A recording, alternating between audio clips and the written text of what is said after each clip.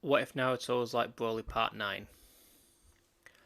With 1 month to train, and already knowing who they will be fighting, all of the Genins seek out their own form of training. At the end of this part, I will be explaining who will be fighting who, as it is randomed this time. Sasuke goes to train with Kakashi like usual, and will see more significant increases in power due to his newly powered up curse mark by Naruto and his 3 Tomoe Sharingan. Sakura seeks out training with Kurenai and also Anko, as she is naturally gifted with Genjutsu, and Anko I think would be a good choice to work on her physical strength. Naruto, on the other hand, chooses to train on his own, despite Sasuke asking if he wanted to come with him and train with Kakashi. But Naruto knows that his training may be limited due to split concentration between him and Sasuke, and they'll obviously be training with chakra, and yet again, Naruto doesn't have that. So Naruto goes deep into the forest to test what he is truly capable of now, and channels a lot of ki into his hand, trying to manipulate it into a shape other than a ball. He makes a somewhat spiked ball, which does increase the piercing power of the ki blast. Naruto smiles, thinking that he hasn't even scratched the surface of what he could possibly do. He goes to the bathhouse to relax and think up new techniques, as some of the best ideas do happen while you're in the bath after all. While he's walking, he notices a pervy old man peeping into the girls' baths. Naruto was just going to ignore it, but he could hear him being a creep under his breath, saying, "Oh yes, this is going to be great for my research. It's going straight in my basket." Naruto walks up to the man and grabs him by the shoulder, with the old man turning round, about to scold him for interrupting his research. But as soon as Jiraiya sees Naruto, he knows exactly who he is. Jiraiya looks at him and tries to play all this off by saying that, well, he got bored waiting for Naruto, so he needed a distraction. Naruto was about to shout at him, saying, "You're perving on the girls," but instead asks why the guy was waiting for him. Jiraiya then tells him that he has heard of Naruto's weird power and is quite intrigued by this and would like to train him. Naruto tells Jiraiya that he doesn't have chakra, so what makes him think he has anything that will help him. But Jiraiya just says, "Well, that's the fun part, I don't know," with a slight chuckle. Naruto can't help but smile, thinking that it could be interesting to get someone else's perspective. But he challenges Jiraiya to a fight to find out if it's even worth the time. Jiraiya laughs and tells him, well, they can fight if he really wants to. They go to the same forest that Naruto was in before, and some of the trees have been cut down and others have been completely destroyed. They start to fight, and it's clear right away that Jiraiya is far ahead of Naruto's base form. After a while though, Naruto starts to adapt and get stronger. His attacks become a lot sharper, up to the point where he can actually get a few licks in on Jiraiya.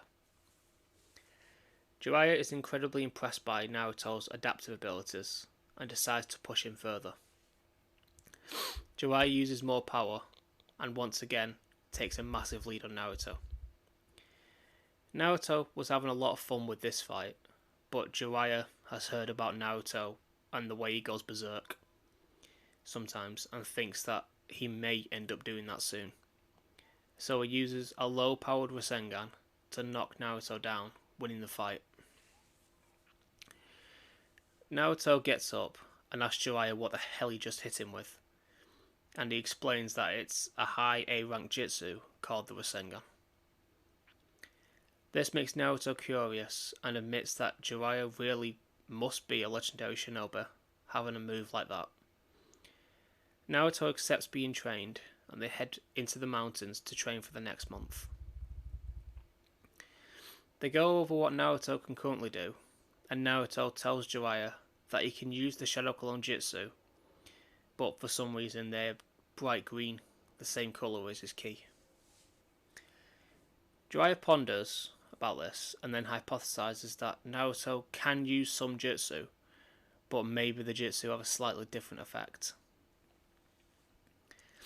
He teaches Naruto the Fireball Jutsu to prove his theory, and when Naruto tries to use it, instead of a fireball, a huge amount of ki shoots out of his mouth in a huge beam, putting a massive hole in the peak of the mountain. Naruto gets embarrassed and says that he's sorry for that, but Jiraiya is speechless by the power of just that one attack. He decides to teach Naruto the summoning jutsu, and before signing, gets Naruto to use it. Naruto uses the jutsu and momentarily seems to disappear and reappear in the same spot. Jiraiya is once again shocked as Naruto seemed to teleport in one place. He asks Naruto how he did that, but Naruto doesn't know. He tells Jiraiya that all he knows is that he focused on his ki while using the jutsu and just happened to blip in the same spot. Jiraiya again has a theory and asks Naruto if he can sense Jiraiya's power, to which Naruto says yes. He tells Naruto to focus on Jiraiya's chakra and use the jutsu again. Naruto does as instructed, and surprisingly, he teleported right next to Jiraiya. They're both silent for a couple of seconds before Jiraiya bursts out laughing, telling Naruto that is amazing. I told you this would be fun.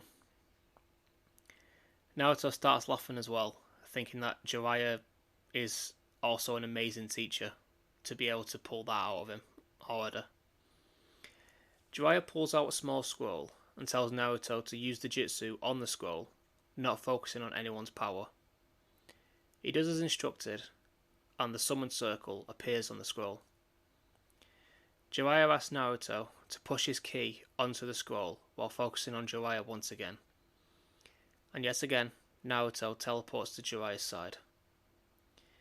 Pleased by this, Jiraiya takes the small scroll and wraps it up and makes a kind of small wristband out of it, putting it around Naruto's arm, so now he has a very fast and a very effective form of teleportation.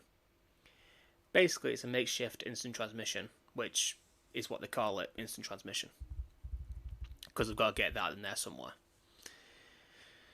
Jiraiya decides now isn't the time to have Naruto sign the Toad Scroll, as they don't know what will happen. It could end up being dangerous for the Toads not knowing the effect of it. They spend the rest of the month working on Naruto's offensive capabilities, including his taijutsu, and refining his moves like his mouth beam, as well as Naruto gaining a lot more control over his ki, able to now use it as a blade over his hand. Yeah, if you can't tell, Naruto is kind of OP at this moment. Jiraiya tells Naruto that he is probably able to rival a high-level Jonin right now, which fills Jiraiya with a lot of pride in his godson. He tells Naruto to go and get some rest for the next day, as the next day is the day of the exam.